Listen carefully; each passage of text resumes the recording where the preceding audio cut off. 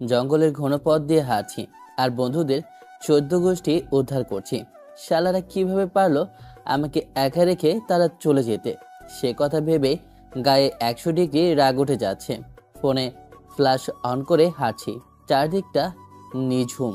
ঝিঝি পোকার ডাক শুনে শরীরটা মাঝে মাঝে শিউরে উঠছে। সেদিকটায় তেমন একটা ভ্রুক্ষেপ না দেখে সামনের দিকে এগিয়ে চলেছি। কিছু দূর এগোতেই একটা মেয়ের চিৎকার, মেয়েদের শব্দ। অন্যদিকে ওই লোক আমার হাত ধরে টেনে গ্রামের দিকে নিয়ে যেতে লাগে। শুনতে পাই, নিমেষে বুকটা ভয়ে ধুপড়ে ওঠে। কি করব বুঝতে না পেরে সামনের দিকে গুটি গুটি পা করে এগোচ্ছিলাম। যতই সামনের দিকে এগোচ্ছি ততই মেয়েটির চিৎকার চেঁচামেচির শব্দটা দীর্ঘ হচ্ছে। আর একটু এগোতে দেখি দুইটা ছেলে মেয়েটাকে নিয়ে ধস্তাধস্তি করছে। মেয়েটা দুইটা ছেলের হাত থেকে বাঁচার চেষ্টা করছে, কিন্তু কোনোভাবেই বাঁচতে পারছে না। আমি কি করব কিছুই বুঝতে পারি না। এপাশ ওপাশ তাকিয়ে দেখি পাশে একটা লাঠি পড়ে আছে। নিজের মুখটা মাছ দিয়ে ঢেকে লাঠি করে সামনে নিয়ে এগোতে লাগে। ছেলে দুটার কাছে গিয়ে লাঠি দিয়ে উত্তম মাধ্যম পেটাতে লাগে। পেটাতে পেটাতে একটা পর্যায়ে ছেলে দুটো আমাকে উদ্দেশ্য করে বলে, দেখ, তোর ভালো হবে না। কে তুই? আমাদেরকে কিন্তু চিনিস না। তোকে কিন্তু একদম শেষ করে ফেলবো। তুই যদি চাস আমাদের সঙ্গে ভাগ নিতে পারিস। এত রূপবতী মেয়ে এর আগে তুই কখনো দেখিসনি। নে, আমাদের সঙ্গে এসে ভাগ দে। আমরা তোকে কিছুই বলবো না। আমাকে কি দেখে তোর কাপুরুষ মনে হয়? আমি মেয়ে জাতিকে সম্মান করতে জানি। তোদের মতো কাপুরুষের মতো মেয়েদের সঙ্গে নির্লজ্জ ব্যবহার করতে শেখায়নি আমার মা বাবা। কথাটি বলে আর এক মুহূর্ত না বসে থেকে ছেলে দুইটাকে লাঠি দিয়ে আবারও মারা শুরু করে। আমার লাঠির বাড়ি খেয়ে ছেলে দুইটা সেখানে আর না দাঁড়িয়ে থেকে সেখান থেকে দৌড় দেয়। অন্যদিকে ছেলে দুইটা যাওয়ার পরপরই সেখানে চারিপাশ থেকে অনেকগুলো লোকের আগমন হয়। প্রত্যেকজনের হাতে একটা করে টর্চ লাইট, আর হাতের লাইট নিমিষেই আমাদের দুজনকে চারদিক থেকে ঘিরে ফেলে। লোকগুলোর এমন ব্যবহার দেখে অনেকটাই ভয় পেয়ে যায়। হঠাৎ তাদের মধ্যে থেকে একটা লোক আমাদের দিকে এগিয়ে এসে বলে, তোমরা কে? আর এই ঘন জঙ্গলের ভিতর কি করছো? কিছুক্ষণ আগেই তো এইখান থেকে চিৎকার চেঁচামেচির শব্দ শুনতে পারলাম, তার কারণেই আমরা ছুটে আসলাম। তাহলে এই মেয়েটাই কি চিৎকার করছিল? আর তার কারণ তুমি? না আঙ্কেল, আপনি ভুল ভাবছেন। আমি মেয়েটাকে বাঁচাচ্ছি। দুইটা ছেলে মেয়েটার সঙ্গে খারাপ ব্যবহার করছিল, আমি তাদেরকে মেরে এখান থেকে ভাগিয়ে দিয়েছি। লোকগুলো আমার কথা শুনে তেমন একটা ভ্রুক্ষেপ দেখায় না। আমার কথা তারা যেন বিশ্বাসই করছে না। অন্যদিকে মেয়েটার দিকে তাকিয়ে দেখি এখনো সে নীরব, কান্না করছে। কি করবে কিছুই বুঝে উঠতে পারছি না। আমিও মাঠের দিকে তাকিয়ে আছি। তখন এই লোকটা মেয়েটির কাছে গিয়ে বলে, মা, কান্না করো না। কি হয়েছে তোমার? আমাদেরকে খুলে বলো। ওই ছেলেটা কি তোমার সঙ্গে খারাপ ব্যবহার করতে নিয়েছিল? লোকটার এমন প্রশ্ন শুনে আমি মাটির দিক থেকে দৃষ্টি সরিয়ে মেয়েটার দিকে তাকাই। দেখি মেয়েটা এখনো মাটির দিকে তাকিয়ে কান্না করছে। বোধহয় অনেক ভয় পেয়ে আছে, এখনো কথা বলতে পারছে না। সে তখনই লোকটা সকলকে উদ্দেশ্য করে বলে, আমাদের আর কিছু বোঝার বাকি নেই। যা বোঝার তা বুঝে নিয়েছি। চলো এখন তোমরা দুইজন। তখন আমি লোকটার দিকে প্রশ্নসূচক দৃষ্টি নিক্ষেপ করে বলি, আঙ্কেল, কই নিয়ে যাবেন আমাদেরকে? আর কি বলছেন এইগুলো? নষ্টামি করার সময় ঠিকই কোনো দিকে হেরফের থাকে না।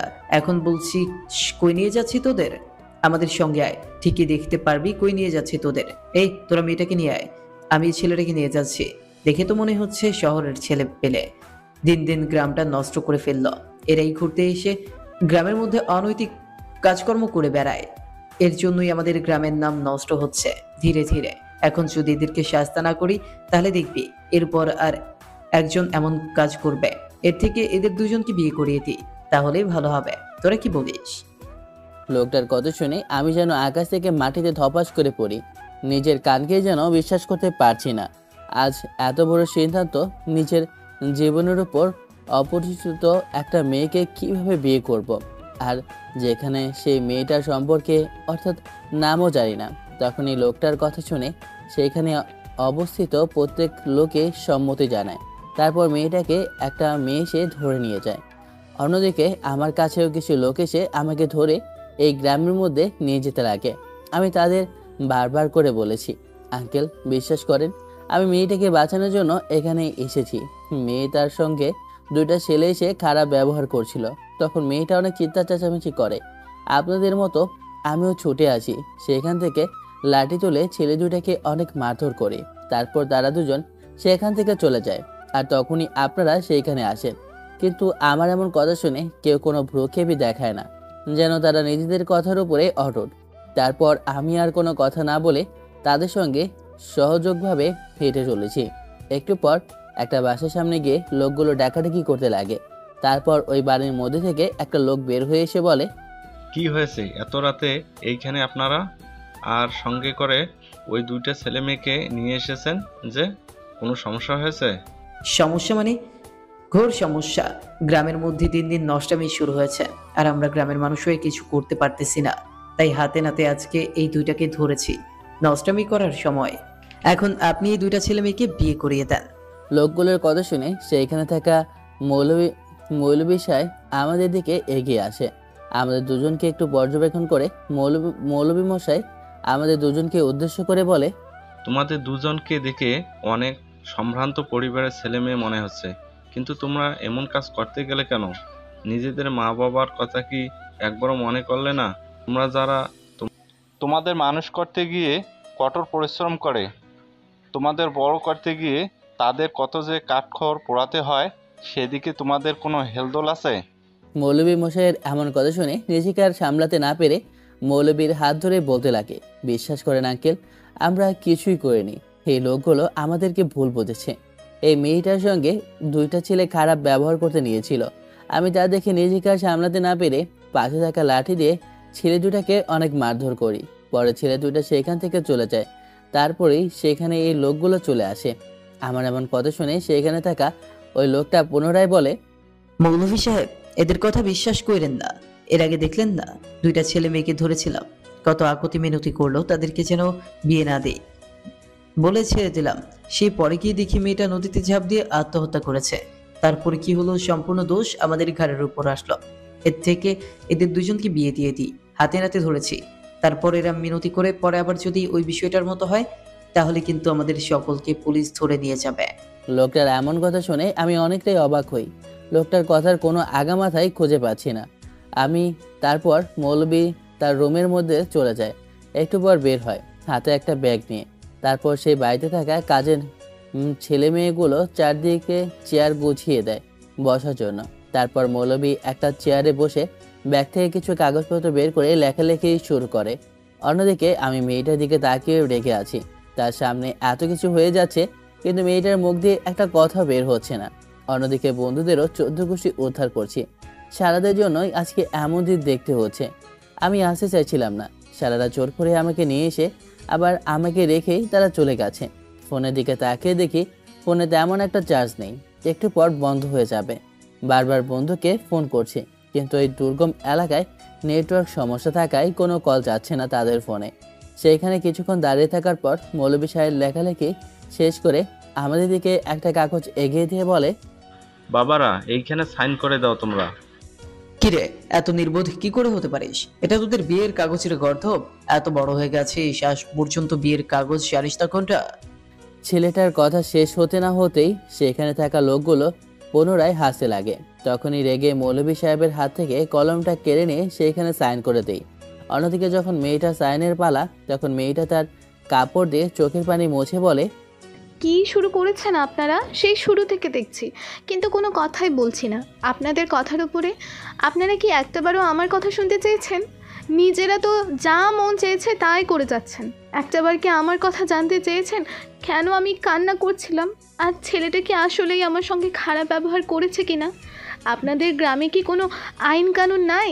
আমাদের নিজেদের কোনো মতামত নাই? আপনারা যা আইন বের করবেন আর আমরা তার অনুযায়ী চলবো। এই ছেলেটা আমাকে সাহায্য করেছে, না হলে আজকে আমার মরা মুখ দেখতেন আপনারা। ছেলেটা যে কথাগুলো বলেছে সম্পূর্ণ সত্যি বলেছে। দুইটা ছেলে আমার সঙ্গে খারাপ ব্যবহার করতে নিয়েছিল, তখন কোথা থেকে যেন এই ছেলেটা এগিয়ে আসে, হাতে থাকা লাঠি দিয়ে দুইটা ছেলেকে মারধর করতে লাগে। মারধরের এক পর্যায়ে দুইটা ছেলে এই ছেলেকে উদ্দেশ্য করে বলে তাদের সঙ্গে আমাকে ভোগ করতে, কিন্তু ছেলেটা ছিল অটুট তার সিদ্ধান্তের ওপরেই। আল্লাহ জানে, আমাকে বাঁচানোর জন্যই বোধহয় ছেলেটাকে ফেরাসাত হিসাবে পাঠিয়েছিল। কিন্তু দেখেন আপনারা, সেই ছেলেটাকেই ভুল বুঝে আমার সঙ্গে বিয়ে দিয়ে দিচ্ছেন। মেয়েটার এমন কথা শুনে আমি স্বস্তির নিঃশ্বাস ফেলি, যেন মনে হয় আমার দেহেতে প্রাণ ফিরে আসলো। মেয়েটার এমন কথা শুনে সেখানে থাকা সবাই অবাক হয়ে যায়, সঙ্গে মৌলভী সাহেবও। ঠিকই তো বলেছে, একটাবার তো মেয়েটার কোনো কথা শুনলাম না আমরা। তখনই সেখানে থাকা ওই লোকটা পুনরায় রাগে কণ্ঠ নিয়ে আমাদেরকে বলে, হয়েছে, আর ভঙ্গিমা দেখাতে হবে না। নষ্টামি করার সময় নষ্টামি করবে, আর ধরে ফেললেই বলবে যে বাঁচিয়েছি, হেল্প করেছে। তাহলে তখন এত চিৎকারটা করছিলি কেন বল?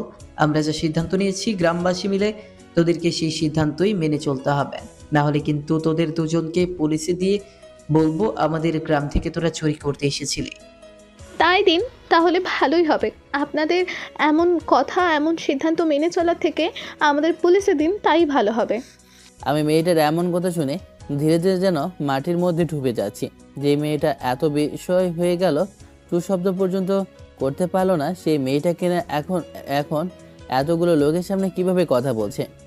দেখো মা, তোমাদেরকে তো আগেই বলছি, তোমরা আগে কি করছো না করছো তা জানি না, তোমাদের পরিচয় কি তাও জানি না, তোমরা আসলে কি জঙ্গলের মধ্যে অনৈতিক কাজ করতে নিয়েছিলে তাও জানি না, কিন্তু গ্রামবাসী তোমাদের উপর সিদ্ধান্ত নিয়েছে, তোমাদের সেই সিদ্ধান্ত মানতে হবে।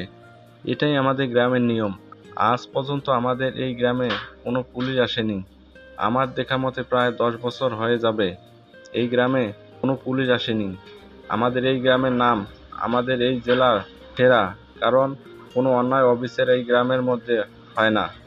চাই না তোমাদের দুজনের জন্য আমাদের গ্রামের নাম নষ্ট হোক। এর থেকে তোমাদের বলি, আমাদের সিদ্ধান্ত তোমরা মেনে নাও। মেয়েটা মৌলভী সাহেবের কথা শুনে চুপ হয়ে যায়। তারপর মেয়েটাও সেখানে সাইন করে দেয়।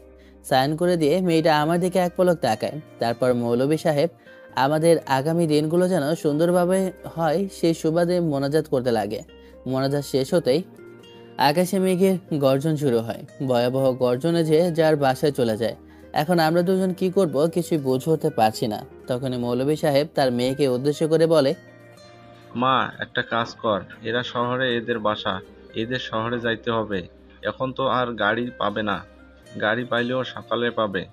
আর আকাশের যে অবস্থা, এদেরও তো আর বাসার বাইরে রাখা যায় না, এদেরকে বাসায় নিয়ে আয়। আর তোর পাশের রুমটা পরিষ্কার করে দে, ওরা না হয় আজকে রাতটা ওইখানে থাকলো। কথাটি বলে মৌলভী সাহেব তার বাসার ভিতরে ঢুকে পড়ে।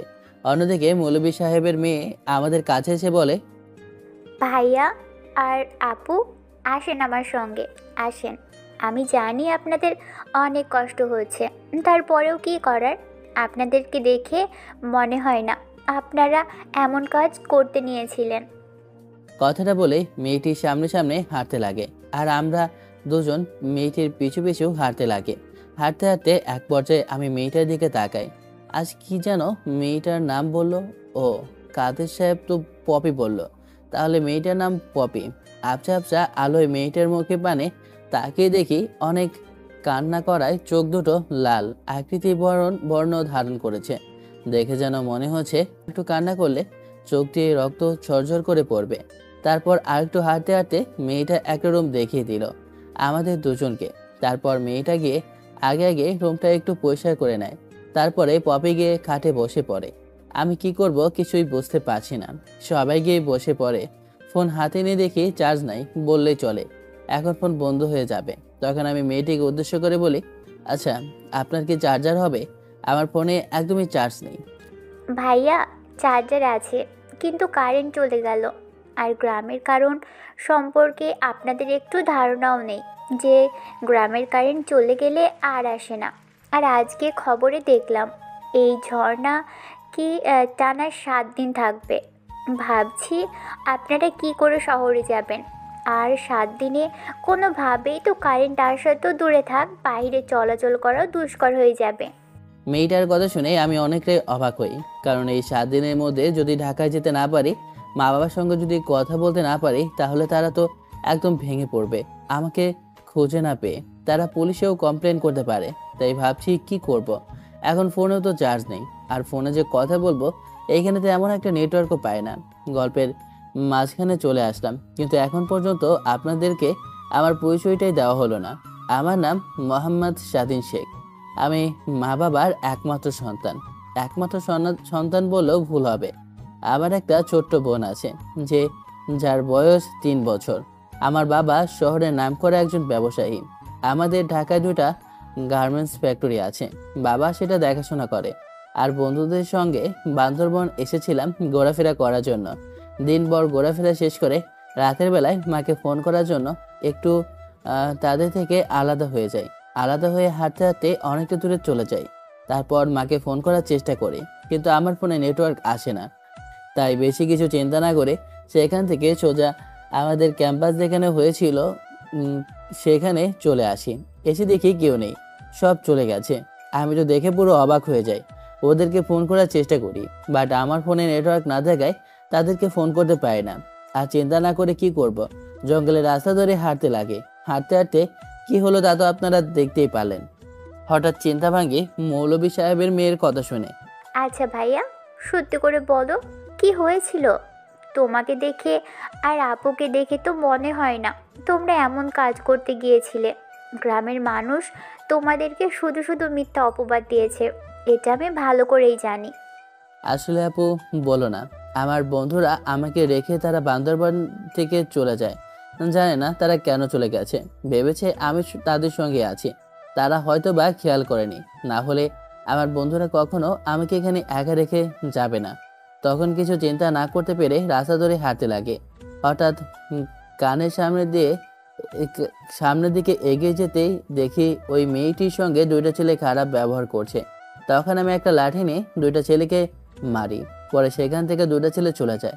পরে গ্রামবাসী সেখানে উপস্থিত হয় আর আমাকে আর মেয়েটিকে সেখানে দেখতে পেয়ে আমাদেরকে ভুল বুঝে এইখানে নিয়ে আসে। তারপর আর কি সকলের সামনে বিয়ে দিয়ে দিল। ও আচ্ছা, বুঝতে পারছি। তাহলে এই ব্যাপার। আর আপু, তুমি এখানে এত রাতে কি করছিলে জানো না? এত রাতে একা একা এই রাস্তা দিয়ে ঘোরা অনেকটা রিস্কফুল।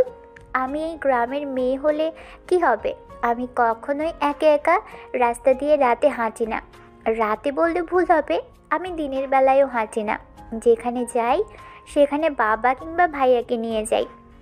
মেয়েটির কথা শুনে পপি সত্যির একটা নিঃশ্বাস ফেলে মৌলভী সাহেবের মেয়েকে আর আমাকে বলে, আসলে কিভাবে যে তোমাকে বলি, আমি বাবা মার সঙ্গে রাগারাগি করে এখানে চলে আসি। বাবা মা আমার জন্য অন্য একটা জায়গায় বিয়ে ঠিক করেছে, বাট আমি এখন বিয়ে করতে পারবো না, লেখাপড়া চালিয়ে যাব। জানি না আমি তাদের ঘাড়ের ওপর উঠেছি কিনা। যেদিন রাতে ছেলেপক্ষ আমাকে দেখতে আসবে সেদিন রাতেই আমি বাসা থেকে সোজা বান্দরবন চলে আসি। তারপর একটা হোটেলে উঠি, যেখানে ছিলাম বেশ 2 দিন পরেই আজকে কি যেন মনে করে রাতের নির্মম পরিবেশটা উপভোগ করার জন্য বের হই। কিন্তু কখনো জানতামই না এমন একটা সিচুয়েশনের মধ্যে পড়ব, তাহলে কখনোই আমি রাতের বেলায় বের হতাম না। কি করবে এখন আপু বলো? যা হবার তা তো হয়েই গেছে। এখন ভাগ্যকে মেনে নিলেই ভালো হবে তোমাদের দুজনের জন্য। ও আচ্ছা, তোমরা তো এখনও কিছু খাওয়া দাওয়া করোনি, তোমাদের জন্য খাবার নিয়ে আসছি। কথাটা বলে মৌলভী সাহেবের মেয়ে রুমের মধ্যে আর এক মুহূর্ত না দাঁড়িয়ে থেকে রুম থেকে বেরিয়ে যায়। আমি সেইখানে বসে আছি। একটু পর মৌলভী সাহেবের মেয়ে 2টা প্লেটে করেই খাবার নিয়ে আসে। একটা প্লেট আমার দিকে, অন্যটি পপির দিকে এগিয়ে দেয়। তারপর আমি খাবার খেতে লাগি। অন্যদিকে পপি খাওয়া দাওয়া শেষ করে সেখানে রেখে দেয়। মৌলভী সাহেবের মেয়ে প্লেটটা নিয়ে রুম থেকে বেরিয়ে যায়। একটু পর রুমের মধ্যে এসে পুনরায় মৌলভী সাহেবের মেয়ে বলে, আপু ভাইয়া, তাহলে তোমরা এখন ঘুমো। আমি তো বাইরে থেকে দরজা লাগিয়ে দিয়ে যাচ্ছি, সকালে আবার কথা হবে, বাই। কথাটা বলে বাইরে থেকে মৌলভী সাহেবের মেয়ে দরজা লাগিয়ে দিয়ে যায়। আমি সেখানে অনেকক্ষণ ধরে বসে থাকি। অন্যদিকে পপি গিয়ে শুয়ে পড়ে। আমি কি তার সঙ্গে খাটে গিয়ে শুবো সেটা চিন্তা করতে লাগে। চিন্তা করতে করতে হঠাৎ করে ভাবি সোফায় শুয়ে পড়ি। সোফায় শুয়ে মাথা নিচে হাত রেখে চিন্তা করতে লাগে, যদি একবার মা বাবা জানতে পারে আমি বিয়ে করেছি, তাও আবার তাদেরকে না বলে, তাহলে কি যে করবে আল্লাহ জানে। আর মেয়েটি যে বলল 7 দিন ধরে এখানে বৃষ্টি হবে, যদি 7 দিন বৃষ্টি হয় আর মা বাবার সঙ্গে যদি যোগাযোগ করতে না পারি, তাহলে তো তারা চিন্তা করতে করতে ভেঙে পড়বে। চিন্তা করতে করতে একটা সময় কোথা দিয়ে যে ঘুমিয়ে পড়ি আল্লাহ জানে। হঠাৎ ঘুম ভাঙে, বুকের উপর ভারী কিছু অনুভব করায়। টিপ টিপ করে চোখ খুলে দেখি পপি আমার বুকের উপর শুয়ে আছে, আমাকে শক্ত করে জড়িয়ে। যেন মনে হয় মেয়েটা অনেক ভয় পেয়ে আছে। হঠাৎ মেয়েটি কেন আমার বুকের উপর এসে শুয়ে পড়লো, এর কোনো কারণ খুঁজে পাচ্ছি না। আমি হঠাৎ বাইরে অনেক বজ্রপাতের শব্দ শুনতে পাই। যে বড় বড় শব্দ করে বজ্রপাত হচ্ছে, অমনি পপি আমাকে শক্ত করে জড়িয়ে ধরছে। হয়তো পপি এখনো ঘুমায়নি, অনেক ভয় পেয়ে আছে। তখন আমিও পপিকে শক্ত করে জড়িয়ে ধরি, যেন ভয় না পায় এর জন্য। তখন পপি আমার বুক থেকে তার মাথাটি তুলে আমার দিকে তাকায়, একটু লজ্জা পেয়ে আবার আমার বুকের মধ্যে মাথা লুকিয়ে ফেলে। আমি তো মেয়েটির এমন কাণ্ড দেখে মুচকি হাসি দিয়ে তারপর পপিকে শক্ত করে জড়িয়ে ধরে ঘুমিয়ে পড়ি। সকালবেলা ঘুম ভাঙতে দেখি পপি এখনো আমার বুকের উপর শুয়ে আছে। আমি হালকা নড়তেই পপির ঘুম ভেঙে যায়। তারপর আমার বুক থেকে উঠে সোজা ওয়াশরুমে চলে যায়। আমি ভাবতে লাগি মেয়েটি হঠাৎ বাইরের জোরে সোরে একটা বজ্রপাত হওয়ায় পপি ওয়াশরুম থেকে দৌড়ে এসে আমাকে জড়িয়ে ধরে। সমেত আকস্মিকতায় আমি ধমকে উঠি। বজ্রপাতের শব্দে শেষ হতেই পপি আমাকে ছেড়ে দিয়ে বলে, আসলে সরি, আমি ছোটবেলা থেকেই বজ্রপাতকে অনেক ভয় পাই। ছোটবেলায় যখন বাহিরে বৃষ্টি হতো, বজ্রপাত হতো, তখন আমি আমার রুম থেকে উঠে গিয়ে মা বাবার সঙ্গে ঘুমাতাম। সেই অভ্যাস এখনও রয়ে গেছে। এখনও যদি বজ্রপাত হয়, আমি আমার মা বাবার রুমে গিয়ে তাদের সঙ্গে থাকি, কারণ আমি বজ্রপাতকে অনেক ভয় পাই। প্লিজ, আপনি অন্য কিছু মনে করবেন না আমাকে। ও আচ্ছা, বুঝতে পেরেছি। তারপর পপি আমার সামনে আর না দাঁড়িয়ে থেকে পুনরায় ওয়াশরুমে চলে যায়। বাইরে এখনো বৃষ্টি হচ্ছে, মুষলধারা বৃষ্টি। এই মুষলধারা বৃষ্টি ছোট থেকে আমার অনেক ভালো লাগে। যখন মুষলধারা বৃষ্টি হতো তখন সব কিছু ছেড়ে দিয়ে বেলকনিতে গিয়ে ভিজতে থাকতাম। আজও কেন বৃষ্টি দেখতে অনেক মন চাচ্ছে। তারপর আমি সোজা বেলকনিতে চলে যাই বৃষ্টি দেখার জন্য। পাহাড়ে ঠিক উচ্চতরে বাড়িটা, বেলকনি থেকে অনেক সুন্দরভাবে পাহাড়টা দেখা যাচ্ছে। সেই যে কারোর মন ভালো করে দিতে পারে এই পরিবেশটা। আর মনে সেই দিকে তাকিয়েছিলাম, তখনই পাশে এসে কেউ দাঁড়িয়ে আছে। আমি পাশ ফিরে দেখি পপি দাঁড়িয়ে আছে। আমি সেই দিক থেকে চোখটা সরিয়ে পুনরায় সামনের দিকে তাকিয়ে আছি। তখনই পপি বেলকনির গ্রিলের ফাঁক দিয়ে হাত ঢুকিয়ে দিয়ে বৃষ্টির ফোঁটার পানি নিয়ে খেলা করছে। আমি সেই দিকে তাকিয়ে একটু হাসি দিই। আসলে আমার ছোটবেলা থেকে বৃষ্টি দেখতে অনেক ভালো লাগে, আর এই বৃষ্টির পানি দিয়ে খেলা করতে অনেক ভালো লাগে। সেই অভ্যাসটা এখনও রয়ে গেছে। আর দেখেন কি সুন্দর পরিবেশ, পাহাড়ের মাঝখানে বাড়ি, যা অনেক ভালো লাগছে। এমন যদি আমার বাড়ি থাকতো, আমি সেইখানে শত শত বছর থেকে যেতাম। আমি পপির বাচ্চামোর কথা শুনে হেসে উঠি। পপি তখনই আমার দিকে ভ্রুকুচকে তাকিয়ে বলে, কি এমন বললাম আমার কথা শুনে আপনি খিলখিল করে হাসছেন? পপির কথা শুনে আমি হাসি থামিয়ে দিয়ে বললাম, কই হাসি আমি? তারপর আর কোনো কথা না বলে আমি বেলকনিতে আর না দাঁড়িয়ে থেকে সোজা রুমে এসে পড়ি। তখনই দরজা খোলা শব্দ পাই। দরজা থেকে তাকিয়ে দেখি মৌলভী সাহেবের মেয়ে এসেছে। আবার কিছু বলে ওঠার আগে মৌলভী সাহেবের মেয়ে বলল, ভাইয়া, আপু কই? আর তোমাদের দুইজনকে নিচে খাবার খাওয়ার জন্য ডাকছে, জলদি আসো আপুকে নিয়ে। তোমার আপু বেলকনিতে দাঁড়িয়ে বৃষ্টি দিয়েছে, আর তোমার নাম তো এখন পর্যন্ত জানতে পারলাম না। তোমার নাম কি?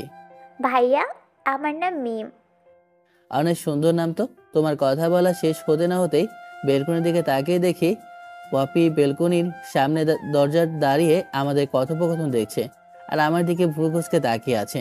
তারপর মৌলভী সাহেবের মেয়ে রুমের মধ্যে আর না থেকে নিচে চলে যায়। তখনই পপি আমার কাছে এসে বলতে লাগে, কালকে তো দেখে মনে হচ্ছিল মেয়েদের সঙ্গে কথা বলতেই পারো না, এখন দেখি মেয়েদের সঙ্গে মিষ্টি মিষ্টি করে কথা বলতে পারেন।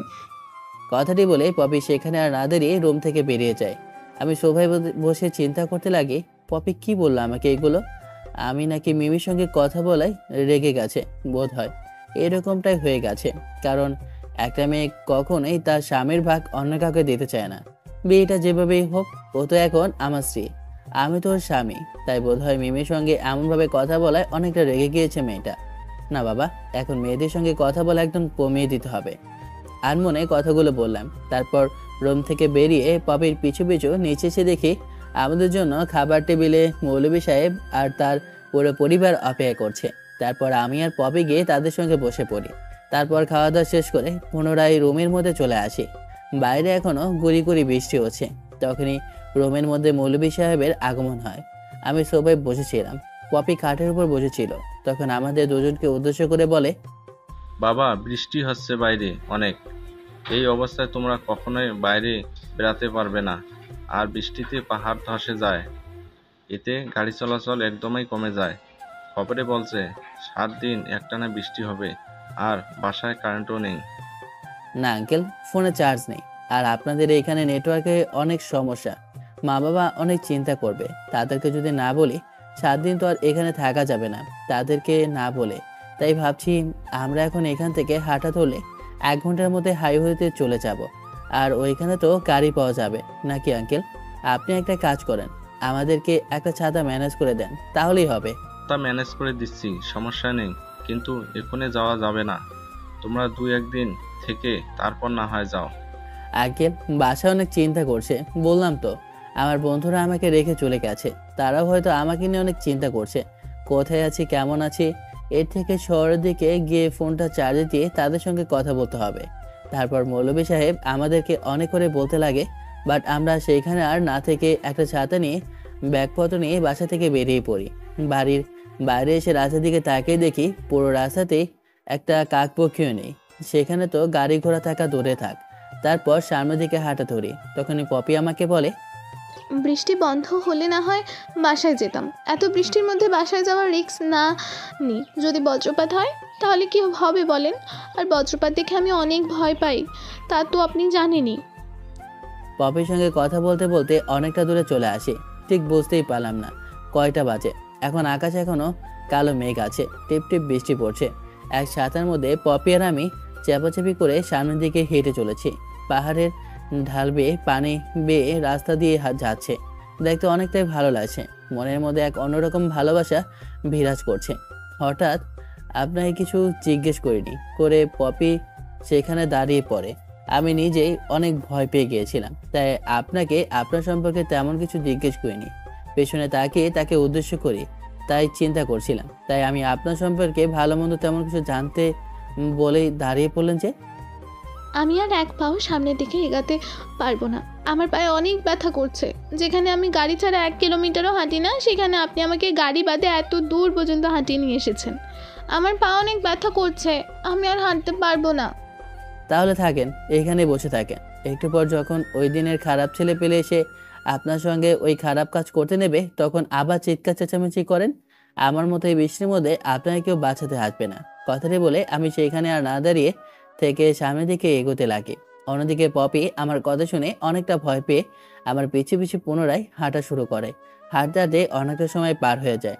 হঠাৎ পুনরায় পপি রাস্তায় বসে পড়ে। আমি তার দিকে প্রশ্নসূচক দৃষ্টি নিক্ষেপ করতেই পপি আমাকে বলে, বিশ্বাস করেন 2 পা অনেক ব্যথা করছে, আর একটু হাঁটতে পারবো না। আপনি গিয়ে একটা গাড়ি নিয়ে না হয় পরে আমাকে এখান থেকে নিয়ে যান। অনেক অনেক ব্যথা করছে পা।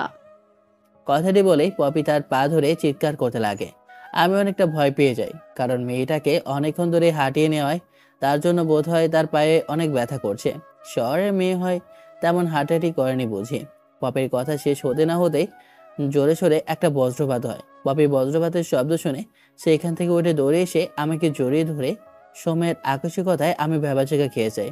সেইভাবেই বয়ে যায় অনেকটা সময়, কিন্তু পপি আমাকে ছাড়ার আর কোনো নামগন্ধই নেই। তখন আমি পপিকে উদ্দেশ্য করে বলি, বজ্রপাত তো শেষ হয়ে গেছে। সে কখন? এখন তো না হয় ছাড়েন। না, আপনাকে ছাড়বো না। আপনাকে ছাড়লে আপনি আমাকে এখানে রেখে চলে যাবেন। আমি হাঁটতে পারছি না বলে। আচ্ছা, বুঝতে পেরেছি, আপনাকে হাঁটতে হবে না। আপনাকে কোলে করে সামনের দিকে এগিয়ে নিয়ে যাচ্ছি, ভয় পেতে হবে না। কথাটা বলে আমি পপিকে কোলে তুলে নিই। পপি আমার গলা জড়িয়ে ধরে আমার দিকে অবলক দৃষ্টিতে তাকিয়ে আছে। পপিকে আমার দিকে এমনভাবে তাকিয়ে থাকতে দেখে পপিকে উদ্দেশ্য করে বলি, আপনি আমার দিকে এমন করে তাকিয়ে আছেন কেন? আমি আপনার দিকে তাকিয়ে নেই, আমি আমার বরের দিকে তাকিয়ে আছি। আচ্ছা, সত্যি করে একটা কথা বলবেন, আপনি আমাকে স্ত্রী হিসেবে স্বীকৃতি দেবেন তো? নাকি এখান থেকে চলে গেলে আমার আর কোনো খোঁজ খবর নেবেন না? আপনি মনে তো হয় না আপনি আমাকে স্ত্রী হিসেবে মেনে নিয়েছেন। যদি স্ত্রী হিসেবে মেনে নিতেন তাহলে কালকে রাতে একটাবার হলেও আমার কাছে আসতেন, আর আমার সম্পর্কে ভালো মন্দ জানতে চাইতেন। কিন্তু আপনি তার পুরোটাই ব্যতিক্রম। আসলে কালকে আপনার এমনভাবে কান্না করতে দেখে আমি অনেক ভয় পেয়ে গিয়েছিলাম, তাই আমি। আর কি বললেন? আমি আপনাকে মেনে নেব না? মানুষের বিয়ে জীবনে একবারই হয়। আমি আপনাকে প্রথম বিয়ে করেছি, তার মানে আপনি আমার প্রথম, আপনি আমার শেষ। আর কখনো অন্য মেয়ের দিকে ভুলেও তাকাবো না। আমি আর একটা কথা, আপনি কি আমাকে স্বামী হিসেবে মেনে নিয়েছেন? বিয়েটা যেভাবেই হোক, আমি কিন্তু আপনাকে আমার স্ত্রী হিসেবে মেনে নিয়েছি। আমিও আপনাকে আমার স্বামী হিসেবে মেনে নিয়েছি। আর আপনি যদি আমার পরিচয় সম্পর্কে জানতে চান তাহলে আমার নাম পপি। আমি বাবা মায়ের বলতে গেলে 1 নম্বর সন্তান, আবার 2 নম্বর সন্তানও। কারণ আমি আর আমার একটা বোন আছে, দুইজনই জমেজ হয়েছি হুবহু। দেখতেই আমার বোনকে আমার মতো দেখায়। আমের পপি দুজনে কথা বলতে বলতে হাইওয়েতে চলে আসে। এই বসবাস তাকিয়ে দেখি সামনে একটা বাজার। তারপর পপিকে কোলে তুলে নিয়ে বাজারের দিকে অগ্রসর হই। বাজারে গিয়ে একটা দোকানে গিয়ে বসে পড়ি। দোকান থেকে কিছু খাবার কিনে আমি আর পপি খেয়ে নিই। তারপর ফোনে চার্জ দিই। অনেকক্ষণ সেখানে বসে থাকে। ফোনে চার্জ দেওয়া শেষ হলে ফোনটা হাতে নিয়ে সোজা মার কাছে ফোন করি। ফোনে রিং হতে না হতেই ওই পাশ থেকে আমার ফোন রিসিভ করে কান্না মিশ্রিত কণ্ঠে বলে, তোর বন্ধুরা সবাই চলে এসেছে, কিন্তু তুই আসলি না। তাদের সঙ্গে কেন? আর তোকে না কতবার ফোন করলাম, কিন্তু তোর ফোন বারবার বন্ধ দেখাচ্ছে। জানিস কত চিন্তা হচ্ছিল তোকে নিয়ে। কই আসিস তুই? এখন সত্যি করে আমাকে বলবি কি হয়েছে তোর সঙ্গে? তুই বন্ধুদের সঙ্গে কেন আসিসনি? আরে বাবা, এক এক করে প্রশ্ন করো। এতগুলো প্রশ্নের উত্তর কিভাবে আমি দেবো বলো? আসলে জঙ্গলের মধ্যে আমি হারিয়ে গিয়েছিলাম। আর আমার বন্ধুরা ভেবেছিল আমি বাসের মধ্যে আছি, তাই তারা বাস সেখান থেকে ছেড়ে দেয়। কিন্তু আমি সেইখানেই ছিলাম না, অনেকটা দূরে এসেছিলাম তোমাদেরকে ফোন করার জন্য। বান্দরবনে বড় বড় পাহাড় ঘুরে তেমন একটা নেটওয়ার্ক পাচ্ছিলাম না। আচ্ছা রাখো, সেসব কথা আমি পরে বলবো। এখন অনেক ভালো আছি, আর বাস স্টেশনে দাঁড়িয়ে আছি, বাসের অপেক্ষা করছি। একটু পরেই বাস আসলে রওনা দেব। আর তুমি যেন আমাকে নিয়ে চিন্তা করো না। আচ্ছা বাবা, ভালোই ভালোই গাড়ি করে বাসায় আয়, আর গাড়িতে উঠে আমাকে ফোন করবি, বুঝলি? কথাটা বলে মার সঙ্গে আরও টুকিটাকি কিছু কথা বলে ফোনটা রেখে দিই। তখনই আবার ফোন করি বন্ধুদেরকে। এক এক করে সবার ফোনে ফোন করি, কিন্তু কেউ আমার ফোন রিসিভ করে না। বুঝতে পারে না তাদের কি হয়েছে। সবাইকে ফোন করেছে, কিন্তু তারা আমার ফোন রিসিভই করছে না কেন। তারপর দোকানদারকে তার বিল মিটিয়ে দিয়ে দোকান থেকে বের হয়ে হাইওয়ের সামনে এসে ঢাকার উদ্দেশ্যে যাওয়ার 2টা বাসের টিকিট কেটে নেই। তখন আমি পপিকে উদ্দেশ্য করে বলি, আচ্ছা আপনি তো আপনার নাম বললেন, বাট আপনার বাসা কোথায়, আপনার বাবা কি করে, এগুলো তো কিছুই বললেন না। ও সরি, আপনাকে তো এগুলো বলাই হয়নি। আমার বাবা একজন গার্মেন্টসের ব্যবসায়ী। তিনি ঢাকায় 3টা গার্মেন্টস ফ্যাক্টরি আছে। আর আমাদের বাসা হচ্ছে উত্তরা। সেখানেই আমি আর আমার ফ্যামিলি সবাই থাকি। আর আমার বাসায় দালগাদি মা, বাবা আর বললাম তো আমার একটা যমজ বোন আসে। তারপর পপি তার পরিবার সম্পর্কে খুঁটিনাটি আমাকে সব কিছু বলতে লাগে। আমি মনোযোগ দিয়ে তার কথোপকথন শুনছি। হঠাৎ আমার হাত থেকে পপি ফোন কেড়ে নিয়ে বলে, ফোনের লকটা খুলে দেখি আপনি কত মেয়ের সঙ্গে চ্যাট করেন আর কত মেয়ের সঙ্গে আপনি কথা বলেছেন। পপির কথা শুনে আমি আমার ফোনের লক খুলে দিয়ে তাকে দেখিয়ে দিই। পপি আমার ফোনের মেসেঞ্জারে ঢুকে কাদের সঙ্গে কথা বলি সব কিছু দেখছে। কলেজে গিয়ে কাদের সঙ্গে কথা বলছি সেগুলো দেখছে। যে মেয়েদের নাম পাচ্ছে সে আমাকে জিজ্ঞেস করছে এই মেয়েটাকে। তখনই গ্যালারিতে ঢুকে অনেকগুলো পিক দেখতে পায় একটা মেয়ের সঙ্গে। তখনই আমার দিকে রেগে তাকিয়ে বলে, আপনি না বলেন আপনি কোনো মেয়ের সঙ্গে রিলেশন করেন না আর রিলেশনশিপে নেই, আর এইগুলো কি একটা মেয়ের সঙ্গে এমন ঘনিষ্ঠ পিকচার কেন? পপের কথা শুনে আমি ওর দিকে বড় বড় দৃষ্টিতে তাকিয়ে বলি, এটা হচ্ছে আমার ফ্রেন্ড, আর একে মেকআপ সিনেসে লাগে। আমাদের ফ্রেন্ড সার্কেলে সবাই ওকে মেয়ে না ছেলে হিসেবে চেনে। আর এগুলোকে দেখছেন, ও আমার সঙ্গে দুষ্টুমি ফাজলামি করার সময় তো আছে, আর ডিলিট করার কথাও আমার মনে ছিল না। ও যেন আমার কথা তেমন একটা বিশ্বাস করলো না। এখন আমার দিকে রাগে দৃষ্টিতে তাকিয়ে আছে। তখনই ফোনটা নিয়ে ক্যামেরা অন করে আমার আর ওর দুজনের পিক তুলে আমার ফেসবুকে গিয়ে স্টোরিতে গিয়ে আমার আর তার পিকটা স্টোরি দিয়ে বলে, she is my love, she is my wife. আমি বারবার নিষেধ করি, বাট পপি তার কথায় অটল ছিল। তারপর ফোনটা তার কাছে রেখে দিয়ে আমাকে উদ্দেশ্য করে বলে, এই পোস্ট দেখার পর একটু পর আমি আবারও ফোন অন করে দেখব কতগুলো মেয়ে তোমাকে মেসেজ করে, দেখি কি বলে। যদি কোনো মেয়ের নেগেটিভ মেসেজ দেখি তাহলে তো তোমার খবর আছে। কথাটা বলে পপি আমার দিকে রাগে দৃষ্টি নিক্ষেপ করে তাকায়। একটু পর একটা বাস এসে আমাদের সামনে ব্রেক করে। তারপর বাসে উঠে বসে এখনো বৃষ্টি হচ্ছে মিটি। পপির কথা অনুযায়ী একটু পর পপির ফোনের লক খুলতে বলে আমাকে। তারপর আমি তাকে ফোনের লক খুলে দিতেই পপি দেখে আমার বন্ধু বান্ধবীরা অনেক মেসেজ করেছে, বাট কোনো মেয়ে তেমন নেগেটিভ দেখতে পায় না। তখন ফোনটা আমার দিকে এগিয়ে দিয়ে বলে, গুড গুড। এত স্মার্ট চেহারা হওয়ার পরও কোনো গার্লফ্রেন্ড নেই? অনেক ভালো লাগতো। বিয়ের সময় তোমার দিকে একবার তাকিয়ে দেখেছিলাম, ভেবেছিলাম হয়তো 10-5টা গার্লফ্রেন্ড আছে, কিন্তু দেখি প্রত্যেকটা ছেলে থেকে তুমি একদমই ভিন্ন। আমি পপির দিকে ফ্রোকসকে তাকিয়ে তার কথাগুলো শুনছিলাম। হঠাৎ করে পুনরায় আবার আমার হাত থেকে ফোনটা কেড়ে নিয়ে তার ফোন নাম্বার আর ফেসবুক আইডিটা দিয়ে বলে, এটা হলো আমার ফোন নাম্বার আর এটা হলো আমার ফেসবুক আইডি। বাসায় গিয়ে সোজা আমাকে ফোন করবা, না হলে কিন্তু তোমার খবর আছে। আর আমি বাসায় গিয়ে ফোন অন করব। আর হ্যাঁ, একটা কথা, আগে যা করেছো করেছো, এখন কিন্তু কোনো মেয়ের দিকে ভুলেও তাকাবে না। যদি আমি এমন কোনো কিছু জানতে পারি তাহলে কিন্তু তোমাকে একদম শেষ করে ফেলবো, বলে দিলাম। সতর্ক কিন্তু বারবার করে দিলাম, আমার জিনিস কেউ যেন হাত না দেয়। পপির কথা যত শুনছি ততই যেন অবাক হচ্ছি। একটা মেয়ে কীভাবে এত বাচ্চামো হতে পারে। পপির কথা শুনে আমি হেসে ফেলি। তখন আমার দিকে বড় বড় দৃষ্টিতে তাকিয়ে বলে, পপির কথা শুনে আমি হাসি থামিয়ে দিয়ে ওর দিকে তাকিয়ে বলি, আচ্ছা আপনি যেভাবে বলছেন আমি সেইভাবেই চলবো। তারপর পপি বাইরের দিকে তাকিয়ে থাকে। গাড়ি চলছে তার আপন গতিতে। আমি ফোনটা অন করে বন্ধুদের সঙ্গে চ্যাট করতেছি। তখনই সজীব ফোন করে। আমাকে ফোন রিসিভ করে ওকে উদ্দেশ্য করে বলি, শালারা আমাকে ফেলে চলে গিয়েছিস বান্দরবনে। আমার কি অবস্থা তোরা একবারও দেখেছিস? আমি বাসের মধ্যে আছে কি না? তোদের তো সেই দিয়ে কোনো হেলদোলি ছিল না। সবগুলো কি নেশাবান করেছিলি নাকি? হ্যাঁ, তোদের এত এত করে ফোন করলাম, এত এত মেসেজ করলাম, বাট কোনোটাই তোরা দেখিস নাই। আমার শালারা তোদের জন্য আমার লাইফটা অন্যদিকে মোড় নিল। এখন কি করব আমি কিছুই বুঝতে পারছি না। আচ্ছা বাবা, বুঝতে পারলাম আসলে সবাই অনেক ড্রিঙ্ক করে ফেলেছিলাম। ড্রাইভার আর হেল্পার আমাদের সবাইকে সেখান থেকে ধরাধরি করে বাসের মধ্যে নিয়ে আসে। সবাই অনেক ড্রিঙ্ক করে ফেলেছিলাম, তাই আমাদের মধ্যে সব কিছু আমাদের কন্ট্রোলের বাইরে চলে গিয়েছিল। সেখানে তুই আছিস না কি আমাদের সেদিকে কোনো খেয়ালই ছিল না। ড্রাইভার আর হেল্পার সেখানে যাদেরকে পেয়েছে তাদেরকে সেখান থেকে তুলে নিয়ে এসেছে। আর তুই তো বোধহয় সেখান থেকে ফাঁকে ছিলি, তাই তোকে বোধহয় পাইনি, তাই তুইও আমাদের সঙ্গে আসতে পারিসনি। এক্সট্রিমলি সরি বন্ধু, প্লিজ কিছু মনে করিস না। আর তুই এখন কোথায়? আর বললি যে লাইফের নতুন মোড় নিয়েছে, মানেটা কি বুঝলাম না। তুই এখন আমার স্টোরি দেখিসনি? সবাই দেখে আমাকে কতজন কত কথা বলছে, বা তুই তো শালা এখনো তো নেশাই কাটেনি। যা আন্টিকে বল তোকে লেবু দিয়ে চা করে দিতে, তাহলে তোর নেশা কাটবে। কথাটা বলেই আমি ফোনটা কেটে দিই। তখন পপির দিকে তাকিয়ে দেখি পপি আমার দিকে বড় বড় দৃষ্টিতে তাকিয়ে আছে। আমি দৃষ্টি সরাতেই পপি আমাকে বলে, কি? তার মানে তোমার সব বন্ধুরা ড্রিঙ্কস করে, নেশা করে? তাহলে তো তুমিও তাদের সঙ্গে থাকো, তার মানে তুমিও ড্রিঙ্কস করো, নেশা করো।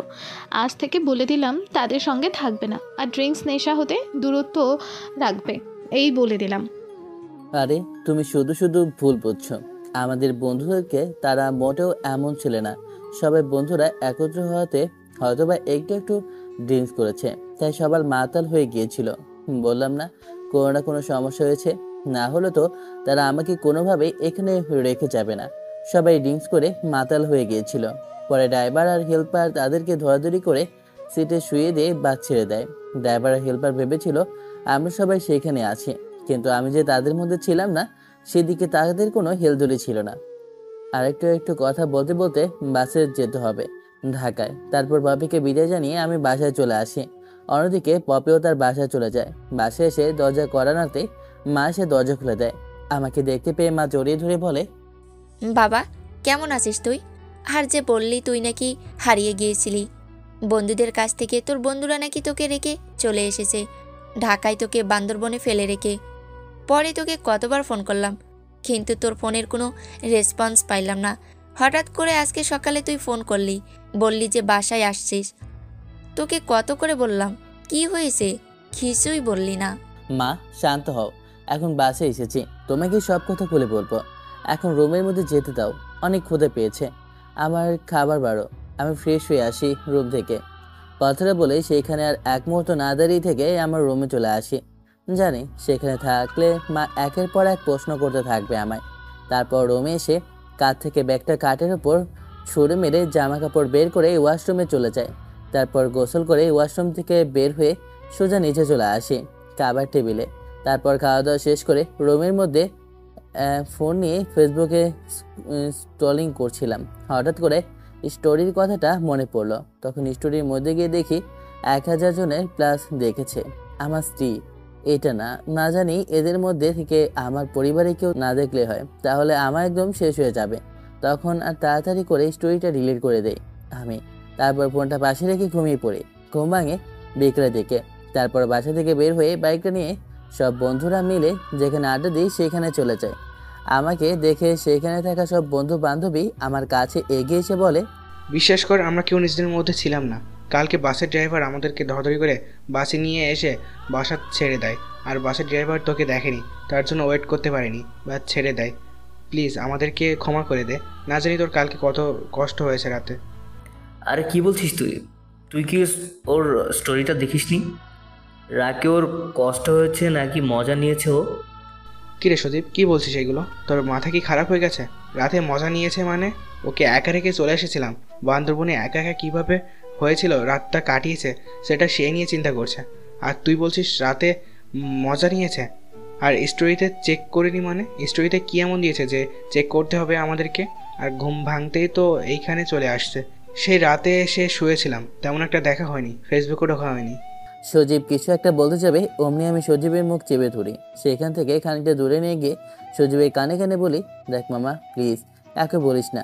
ওরা যেহেতু দেখেনি তাহলে ওদেরকে না বলি, ভুলবশত হয়ে গেছে।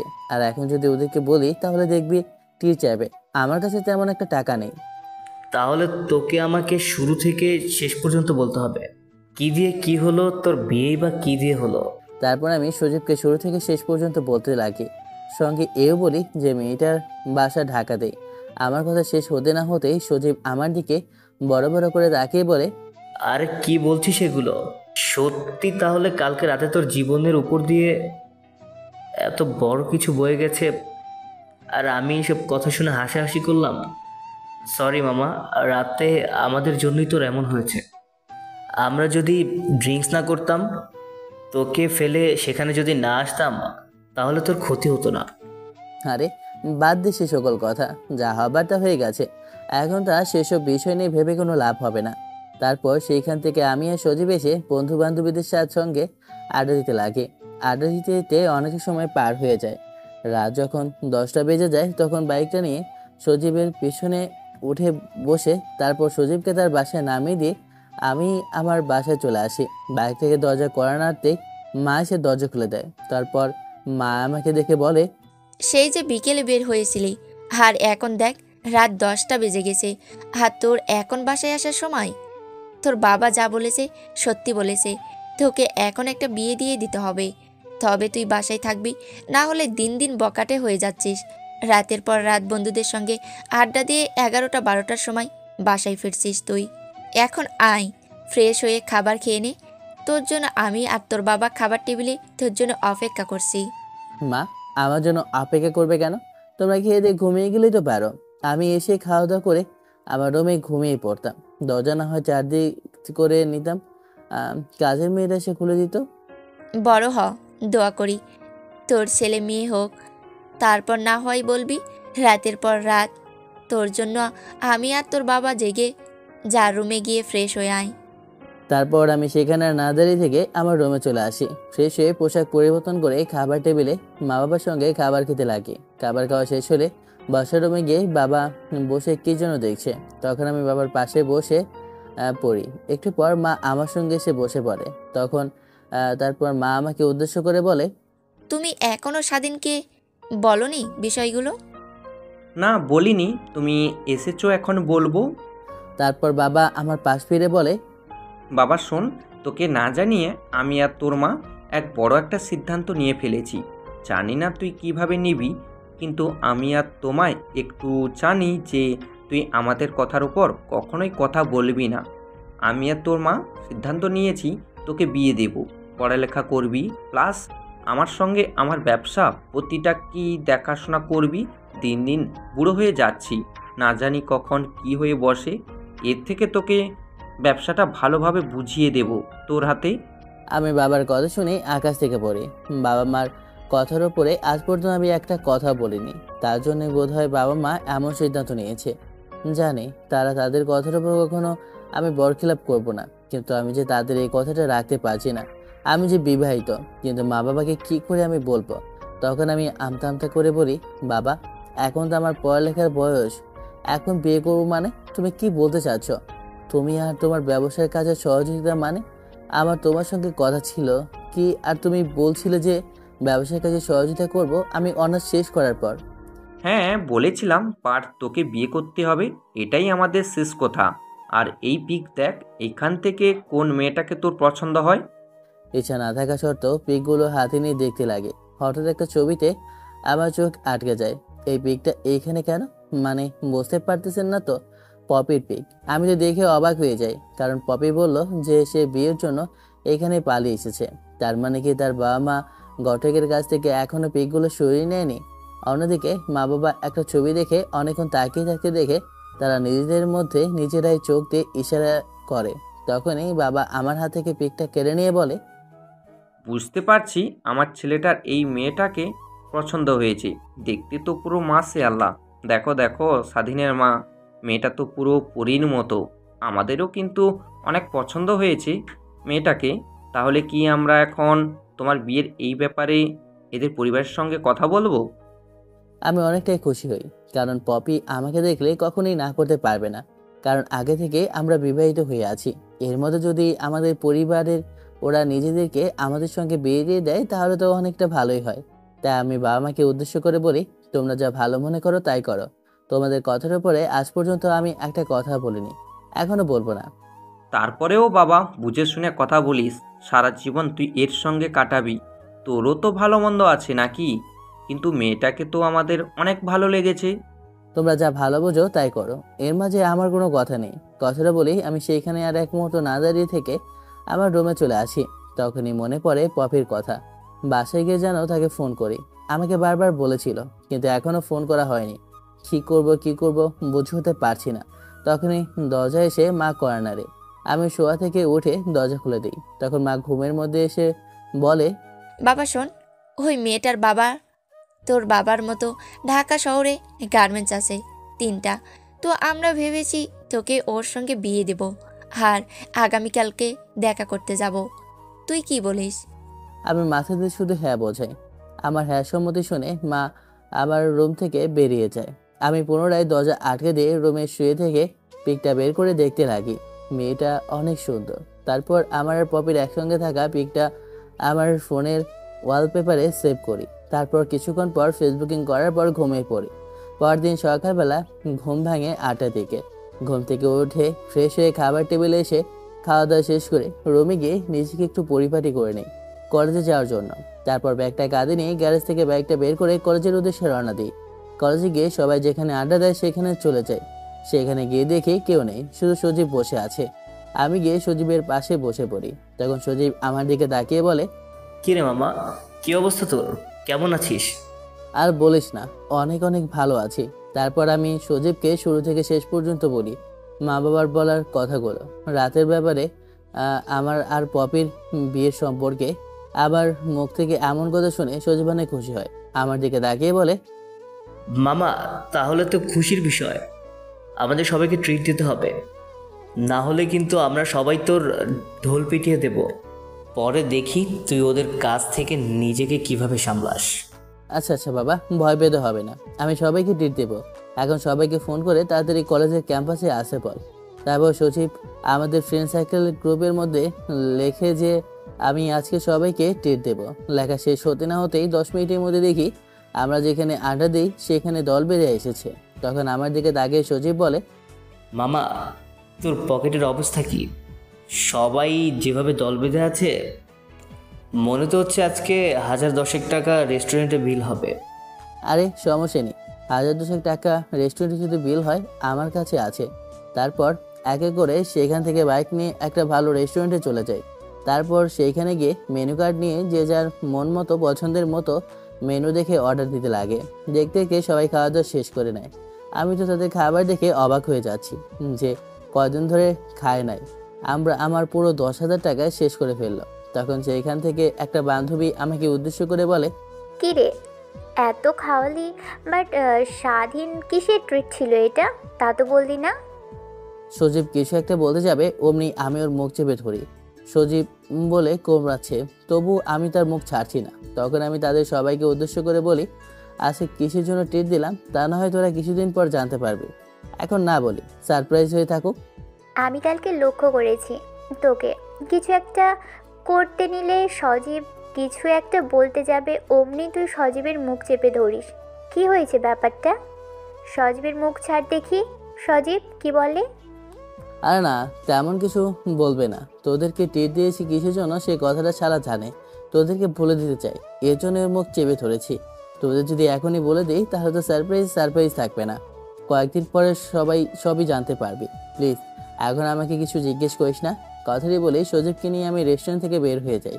তারপর বাইকের পেছনে করে সোজা ওর বাসার সামনে নামিয়ে দিয়ে বলি, শালা, আর যদি তোকে দেখি ওদের সামনে কিছু বলতে নিয়েছিস তখন তোকে কিন্তু একদম শেষ করে ফেলবো।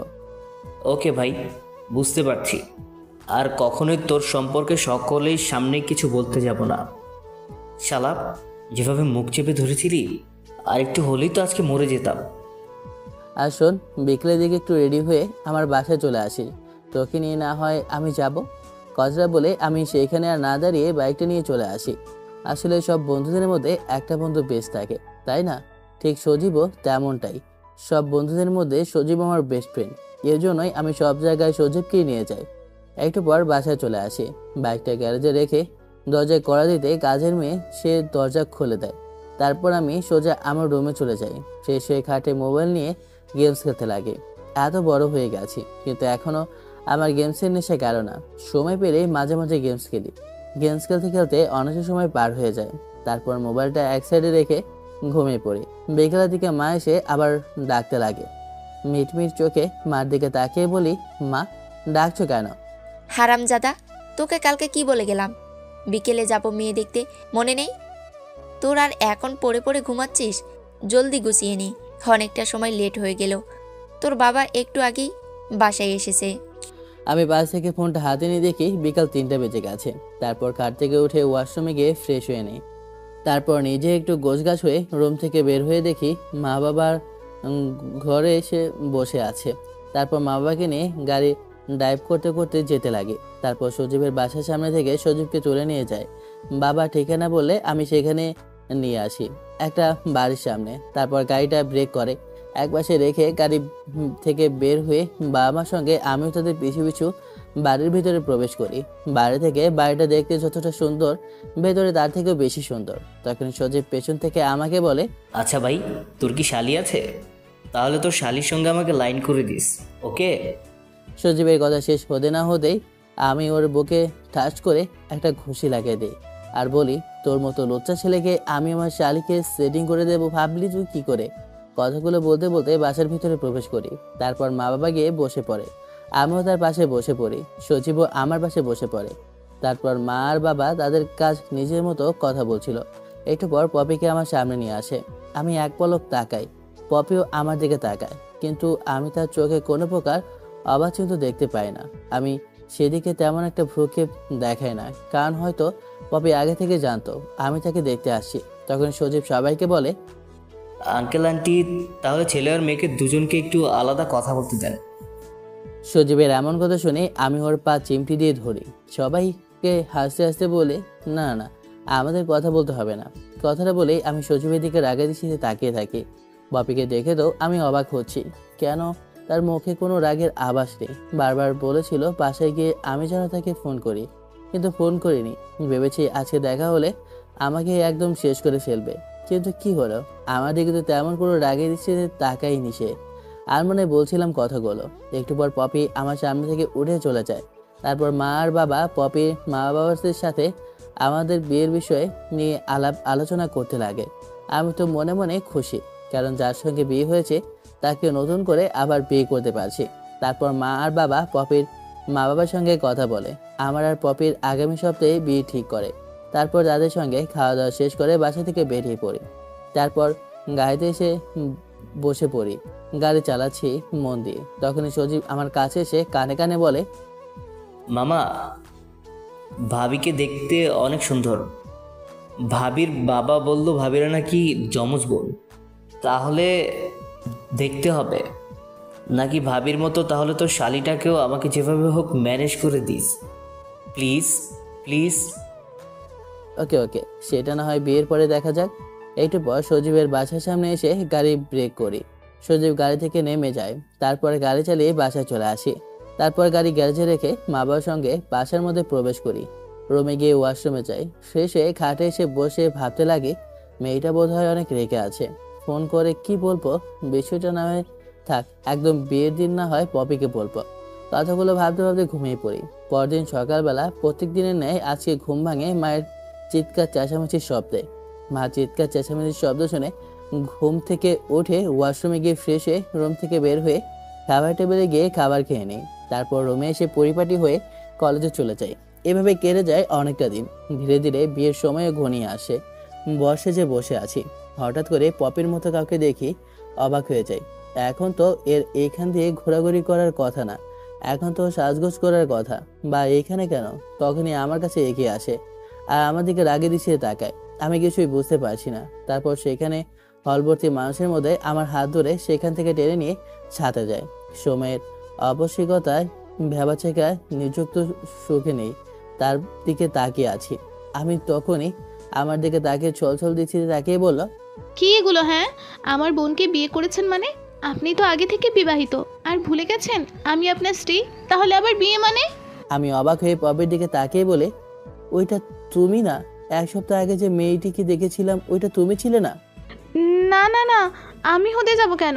সেই দিন আপুকে দেখতে আসছিলেন, বাট আমি একটা কাজে শহর থেকে বাইরে গিয়েছিলাম, তাই আপনার সঙ্গে দেখা করতে পারিনি। পরবর্তীতে বাসায় এসে আপনার ছবি দেখতে চাই, বাট আপু আমাকে দেখায় না, চেনে না কিসের জন্য। আর আজকে আমি আপনাকে এইখানে দেখে পুরো তো অবাক হয়ে গিয়েছি। তার মানে আপনার সঙ্গে আমার বড় বোনের বিয়ে ঠিক হয়েছে? হ্যাঁ, ঠিক হয়েছে।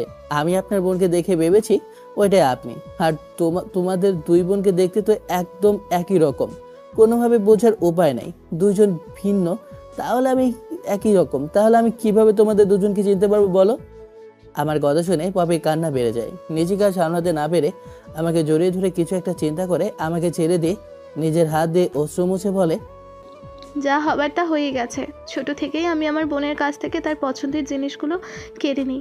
জানেন, আগামীকালকে আমার বোন আমার সঙ্গে ঘুমাচ্ছিল, বলছে যে আমার সঙ্গে ঘুমাতে পারবে না, এটাই তার শেষ ঘুমানো, এরপর থেকে তার স্বামীর সঙ্গে ঘুমাবে। জানেন, আপনাকে নিয়ে কত কত কথা বলছে আপু। এত সুন্দর ছেলে তার জীবনে কখনো দেখেনি, অনেক ভালোবেসে ফেলেছে প্রথম দেখাতেই, অনেক অনেক কিছু। আমি চাই না, আমার বোন একটা জিনিস চেয়েছে মন থেকে, তাকে দেব না। সেই ছোটোবেলা থেকেই আপুর কাছ থেকে তার সব পছন্দের জিনিসগুলো আমি কেড়ে নিতাম। আজকে না, তার পছন্দের মানুষটাকে আমি কেড়ে নিতে পারবো না, তা পারবো না। আপনি আমাকে সময় পেলে ডিভোর্স দিয়ে দিন, আপনি আমার বোনকে বিয়ে করেন, এটা আপনার কাছে অনুরোধ থাকবে আমার। কি বলছো এগুলো তুমি? আমি তোমাকে বিয়ে করেছি মানে? তুমি আমার প্রথম স্ত্রী, আমি তোমাকে ডিভোর্স দিতে পারবো না। এখন গিয়ে আমি সবার সামনে বলবো যে আমি তোমাকে বিয়ে করতে চাই, তোমার বোনকে না। আমাদের মধ্যে মিস আন্ডারস্ট্যান্ডিং হয়েছে। এখন যদি আপনি গিয়ে সবার সামনে বলেন আমাকে বিয়ে করতে চান, তাহলে কিন্তু বাসর ঘরে আমার লাশ দেখতে পারবেন। তাই আমি বলবো আপনি আমার বড় বোনকে বিয়ে করে নেন আর আমাকে ডিভোর্স দিয়ে দিয়েন। কথাটা বলে সেখানে না দাঁড়িয়ে থেকে কাঁদতে কাঁদতে দৌড়ে সেখান থেকে চলে যায়। আমি তো হতভম্ব হয়ে সেখানে দাঁড়িয়ে আছি। হঠাৎ পেছন থেকে সজীব আমার কাঁধে হাত রাখে। আমি আমার চোখ মুছে ওর দিকে তাকিয়ে বলি, কি রে, কি হয়েছে? এখানে আসলি কেন? আমার তো একই প্রশ্ন, তুই এখানে বর আসন থেকে উঠে আসলি, তোর শালি তোকে ছাদে টেনে নিয়ে আসলো কেন? বুঝলাম না ব্যাপারটা। আরে তেমন কিছু না, শুধু ফাজলামি করার জন্য এখানে নিয়ে এসেছিল। ও আচ্ছা, এই ব্যাপার। আঙ্কেল আন্টি তোর জন্য নিচে অপেক্ষা করছে, আর কাজী সাহেব এসেছে তোদের বিয়ে পড়াবে বলে, জলদি আয়। তারপর আমি সেখানে না দাঁড়িয়ে থেকে সজীবের সঙ্গে ছাদ থেকে নেমে আসি। ছাদ থেকে নেমে আসতেই বিয়ে বাড়িতে চিৎকার চেঁচামেচি শুনতে পাই। আমি কিছুই বুঝতে পারি না। তখনই তাদের মধ্যে থেকে একটা মেয়ে আমার কাছে এসে বলে, ভাইয়া, আমাকে চিনতে পারছেন? আমি ওই মৌলভী সাহেবের মেয়ে। আপনাদেরকে যে বিয়ে হয়েছিল, আমাকে চিনতে পারছেন? আপনি কি করে পারছেন আপুকে বাদ দিয়ে আপুর বড় বোনকে বিয়ে করতে? আমি মিমকে বারবার চুপ করতে ইশারা করছি, কিন্তু মিম চুপ হচ্ছে না। তখন আমি কথা ঘোরানোর জন্য বললাম, তুমি এখানে কি করে আসলে? আমার কথার উত্তর দেন ভাইয়া। আপুকে বাদ দিয়ে কিভাবে আপুর বড় বোনকে বিয়ে করতে পারছেন আপনি? নিমেষেই বিয়ে বাড়িতে যেন থমথমে পরিবেশ ধারণ করে। মেয়েটি কি বলছে এগুলো কিছুই বুঝতে পারছে না। কেউ তখনই মিম সবাইকে উদ্দেশ্য করে বলে, আসলে ভাইয়া আগে থেকেই বিবাহিত, আর ভাইয়ের ওয়াইফ এখানে উপস্থিত, পপি আপু। বান্দরবনে তাদের দুজনকে গ্রামবাসী ধরে বিয়ে দিয়ে দেয়, এরপরে তারা সেখান থেকে চলে আসে। মিমের কথা শেষ হতে না হতেই মা বাবা আমার কাছে এগিয়ে এসে বলে, দেখ বাবা, মেয়েটা যা বললো সব কিছু সত্যি। তুই কি আসলেই বিবাহিত? আর মেয়েটি কেউ নয়, পপি মা? আমি মাথা নাড়িয়ে হ্যাঁ বোঝালাম। তো তুই আগে বললেই পারতি তুই বিবাহিত আর পপিমাকে বিয়ে করেছিস। আগে আমাদেরকে কেন বলিসনি বলতো? আসলে বাবা, তোমরা যখন পিক দেখাও আমি তখন ভেবেছিলাম এটা পপির বড় বোন না, এইটাই পপি, তাই আমি রাজি হয়ে যাই। আর তোমাদেরকে বলিনি কারণ তোমরা জানলে অনেকটা কষ্ট পাবে তার জন্য। কিন্তু দেখো আজকে তোমরা সবই জানতে পারলে। যদি ওই দিন তোমাদেরকে সব কথা খুলে বলতাম তাহলে আজকে এই দিনটা দেখতে হতো না আমার। অন্যদিকে বিশ্বাস কর তুই, আমি মোটেও ওকে বিয়ে করিনি, সব কিছু বানানো নাটক। তোকে আর বলতে হবে না, আমি বুঝতে পারছি সবই। তুই নিশ্চিত ছেলেটার উপরে অনেক রেগে আছিস। এই বিষয়টা নিয়ে যে হয়তো বুঝতে পারিনি, আমাদের দুই বোনকে একই রকম দেখতে তো, তাই হয়তো কনফিউজ হয়ে গিয়েছিল। আমাকে তুই ভেবে রাজি হয়ে যায়। দেখ আপু, তোকে একটা কথা বলবো। ছোট থেকে তোর কাছ থেকে তোর পছন্দের জিনিসগুলো কিনে নিয়েছি। আর যখন তুই একটা ছেলেকে পছন্দ করলি, তার সঙ্গে তোর বিয়ে ঠিক হলো, আজ দেখো তাও তোর কাছ থেকে আমি কেড়ে নিচ্ছি। কিন্তু আর হবে না। ছোট থেকে তো বলতি দুই বোন একজনকে বিয়ে করব, আজ না হয় তাই করি, দুই বোন এক ছেলেকে বিয়ে করি। কি বলিস তুই? আরে ওই সময় তো বলতাম দুষ্টুমি ফাজলামি করার জন্য, কিন্তু এখন তো আর তার সময় নেই। আর সমাজের মানুষ কিভাবে দেখবে আমাদের বল? আর স্বাধীন কি আমাদের দুই বোনকে স্ত্রী হিসেবে মানতে পারবে? আর স্বাধীনের মা বাবা কখনোই মানবে না, আর আমাদের মা বাবা তো কখনো মানবেই না, বুঝতে পারছিস তুই? দেখ আপু, কে কি মনে করলো, সমাজ কি বললো, সেদিকে আমি ধারি না। এখন মা বাবা আর স্বাধীনের মা বাবাকে বোঝানোর দায়িত্ব তা আমাকে দিয়ে দে, আমি বুঝে নেব। কথাটা বলে পপি রুম থেকে বেরিয়ে আসে।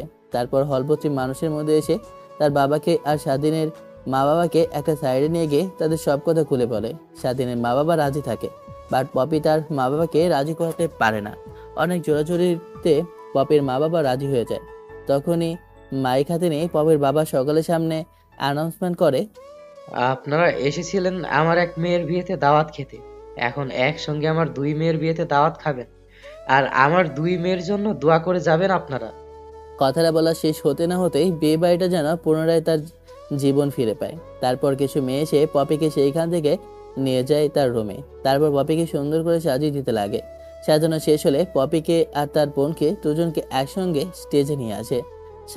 স্বাধীনের মধ্যে রেখে দুই বোনকে দুই পাশে রেখে দেয়। সবাই কিছু বুঝতে পারে না। তখনই পপির বাবা পুনরায় মাইকটা হাতে নিয়ে বলে, আপনারা হয়তো কম বেশি সবকিছু জানতে পেরেছেন।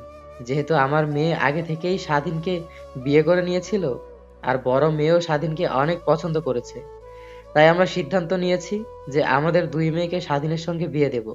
এতে আমাদের সম্পূর্ণ সম্মতি আছে। পপির বাবার কথা শেষ হতে না হতেই সবাই কানাঘোষা করতে লাগে। দেখতে দেখতে কাজী সাহেব আমার আর মারিয়া অর্থাৎ পপির বড় বোনের বিয়ের কাজ সম্পন্ন করে।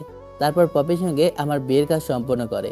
আমি কিছুই বুঝতে পারলাম না, শুধু বসে আছি আর তাদের কার্যকলাপ দেখছি। যেন একটা পুতুল যার মধ্যে জীবিত রয়েছে, বাট পুতুলটা কথা বলতে পারে না। এইটুকুই দেখতে দেখতে বিয়ের কাজ সম্পন্ন হয়ে যাওয়ার পর গাড়িতে গিয়ে বসে পড়ি। গাড়ির মাঝের সিটে আমি বসে আছি, এই পাশে পপি আর অন্য পাশে মারিয়া বসে আছে। গাড়ি চলছে তার আপন গতিতে। আমি এক পলক মারিয়ার দিকে তাকিয়ে দেখি সেও হাসে, পপির দিকে তাকিয়ে দেখি সেও হাসে। ভাবছি মেয়ে দুটা কি পাগল হয়ে গেছে নাকি? আমি একটা ছোট ছেলে, তাদের বয়সে থেকে প্রায় 1 বছরের ছোট হব। বিয়ে করলো, তা আবার দুই বোন আমাকে। বুঝলাম না, না জানি আল্লাহ কপালে কি রেখেছে। আমার ভাবনার মাঝে হঠাৎ ধ্যান ভাঙে আমার পায়ে কারো চিমটি কারণে। পাশে তাকিয়ে দেখি পপি আমার দিকে তাকিয়ে হাসে। ভাবলাম এই কাজটা পপি হবে। তখন অন্য পাশে আবার মারিয়া চিমটি কাটে। ভাবছি আমার জীবনটা বুঝি এইভাবেই কাটবে, দুই বোনের অতিষ্ঠে ওই আমার জীবন পার হয়ে যাবে। কথাগুলো আনমনে চিন্তা করতে করতে বাসায় চলে আসি। তারপর গাড়ি থেকে নেমে সোজা চলে যাই তারপর বন্ধুদের সঙ্গে আড্ডা দিতে লাগে। আড্ডা দিতে দিতে ঘড়ির দিকে তাকিয়ে দেখি রাত 12টা বেজে গেছে। তারপর ছাদ থেকে নেমে দরজা খুলে রুমের মধ্যে প্রবেশ করে দরজাটা লাগিয়ে সামনের দিকে তাকাতে দেখি এক খাটে দুইজন বসে আছে। আমি সামনের দিকে আর একটু আগাতেই পপি আর মারিয়া দুজন খাট থেকে উঠে এসে আমাকে সালাম করে।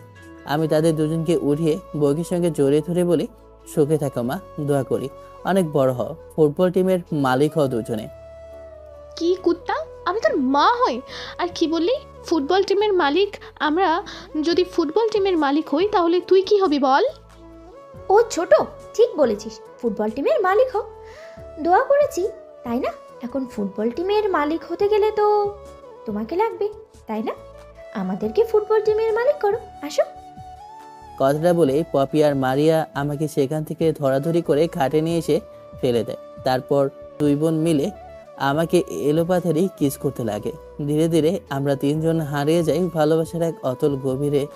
ঘুম ভাঙে সকালবেলা। মিটমিট করে তাকিয়ে দেখি পপি আর মারিয়া দুজনে আমাকে শক্ত করে জড়িয়ে ধরেছে, যেন ছেড়ে দিলেই আমি তাদের মধ্যে থেকে হারিয়ে যাব। তো এভাবেই কাটতে লাগে আমাদের সুখের সংসার। দোয়া করবেন আমাদের জন্য। আল্লাহ হাফেজ, ভালো থাকবেন, টাটা, বাই বাই।